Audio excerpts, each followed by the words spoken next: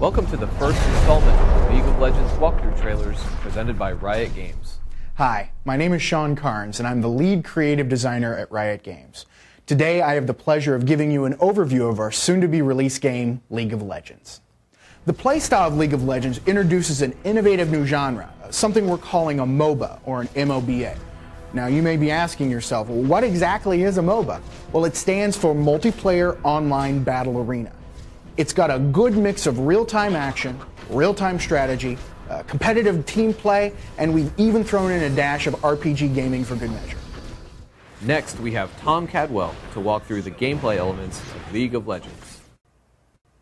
I'm Tom Cadwell, and I'm going to tell you a little bit about League of Legends and some of our basic gameplay.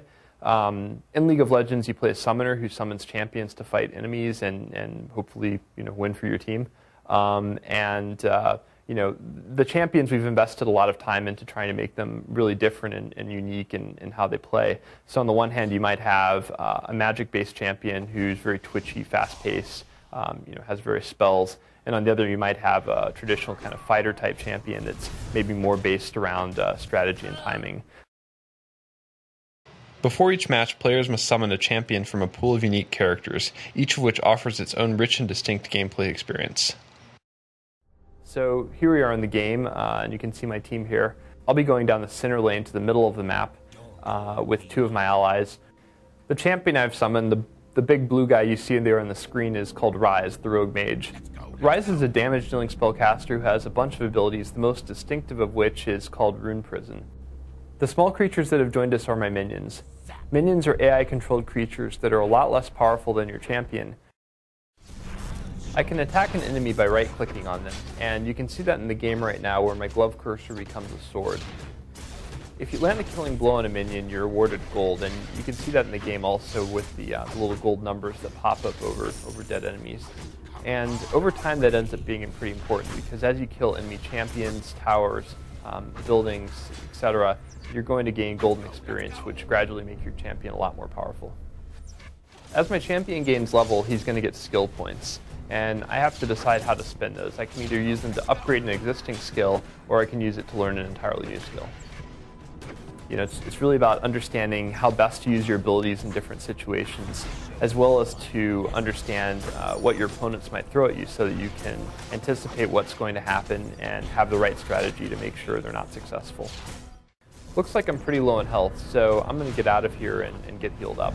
And the best way to do that is to just back up a little bit out of combat and use the recall ability. Right back at you. And the way that works is any character can use the recall ability. It takes about 10 seconds, after which you teleport back to the fountain, which is where we started the game.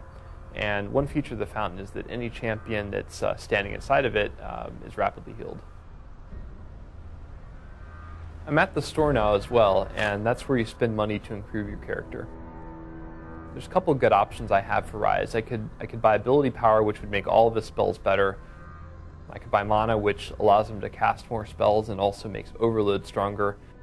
Or I could, buy health so that I don't have to run away as quickly next time. Picking the right items is really at the center of the strategy of League of Legends.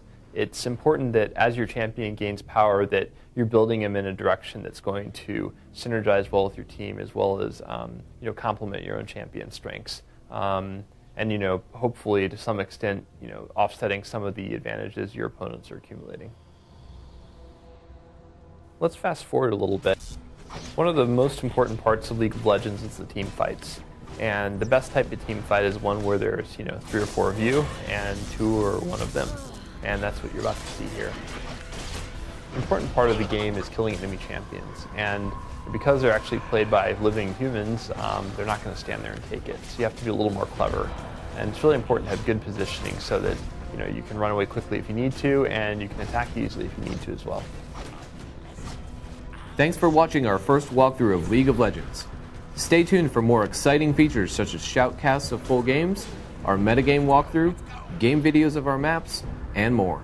Make sure to check out LeagueofLegends.com for more exciting updates, and also join our community for opportunities to participate in our beta.